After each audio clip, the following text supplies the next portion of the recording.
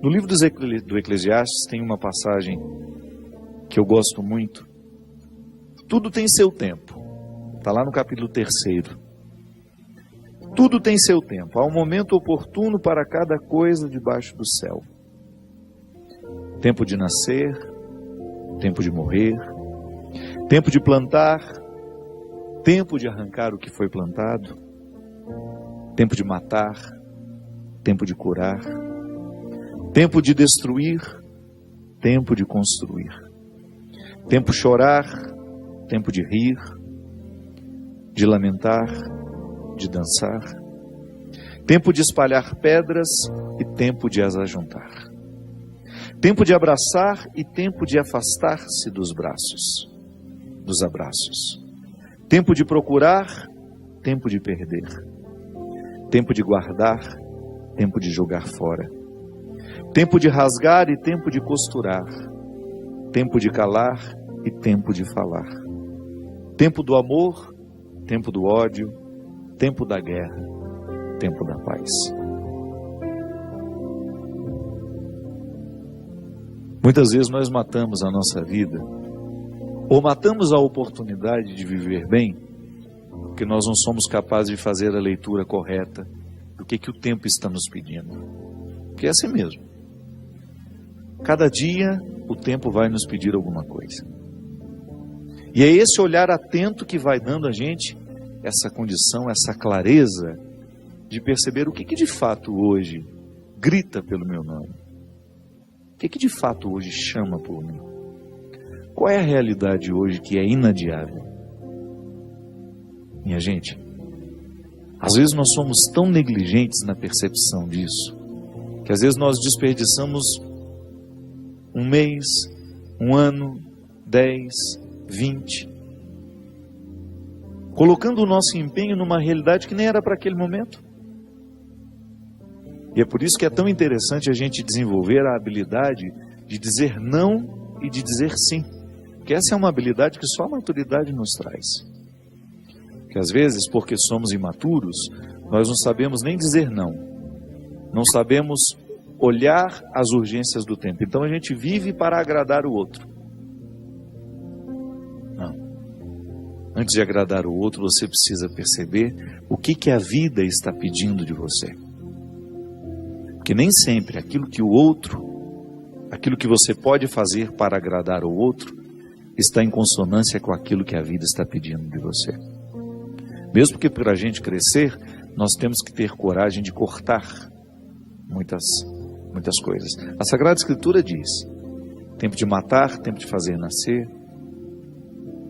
Tudo depende da percepção aguçada que nós precisamos ter para olhar o momento presente e descobrir o que de fato merece o nosso empenho.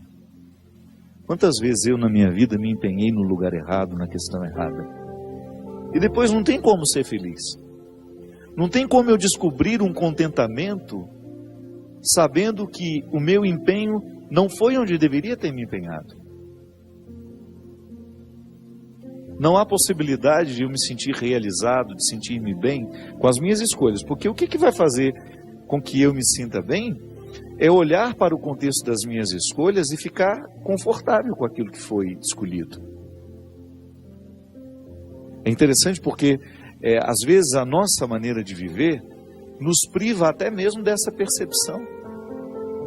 Nós estamos muito estranhos a nós. Não é estranho com o outro, não.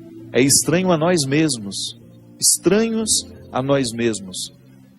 A música fala, né, que às vezes nós ficamos sem alma. O corpo precisa de alma. Sim, eu preciso de sustento para a minha vida. Eu preciso de significar a minha matéria. Eu preciso colocar alma em tudo aquilo que sou eu. Até na casa onde eu moro. Eu sempre saio de casa, e agora eu fiquei 17 dias fora de casa, porque eu emendei o evento que eu tive em Maringá, depois com a peregrinação, e da peregrinação já fui para o evento de Recife. Fiquei 17 dias sem pisar na minha casa. E a vida tem me ensinado que a casa não é um aglomerado de paredes. A casa é um sentimento que me ocorre. Não é só uma construção material, não. Quando eu entro dentro daquelas paredes que eu construí com o meu trabalho, ali eu identifico a alma que me sustenta. É um sentimento que me ocorre. Nós que voltamos da peregrinação agora, eu tenho certeza que todos experimentamos isso. Quando a gente abre a porta da casa, quando a gente entra, é um sentimento bom que nos ocorre.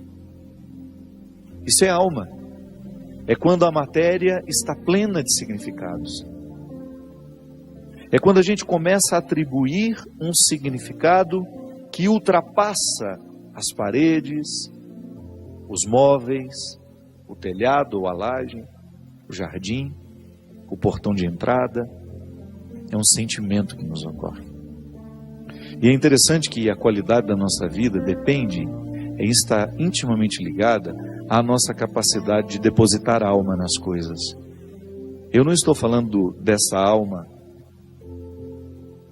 do significado mais profundo da nossa vida, dessa dimensão espiritual que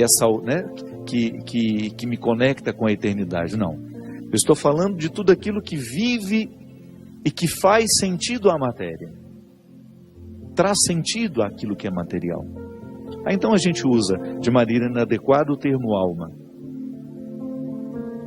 Perceber que os meus objetos estão perpassados por um significado que ultrapassa a matéria.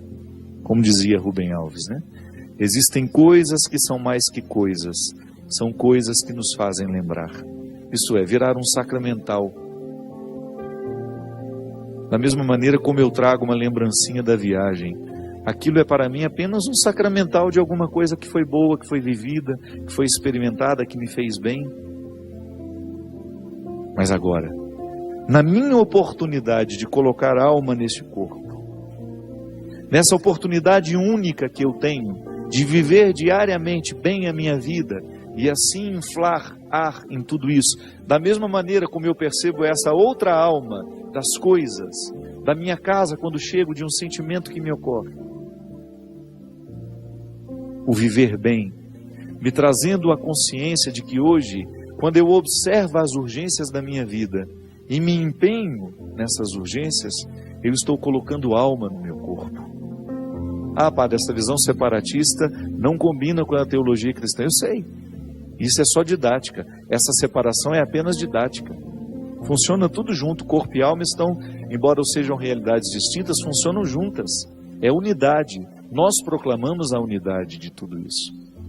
Agora, quando eu percebo, quando eu identifico que eu não estou fazendo, que eu não estou me empenhando para viver bem, eu estou sim fragilizando os recursos da minha alma, que são justamente para me ajudar a viver bem a própria vida do corpo.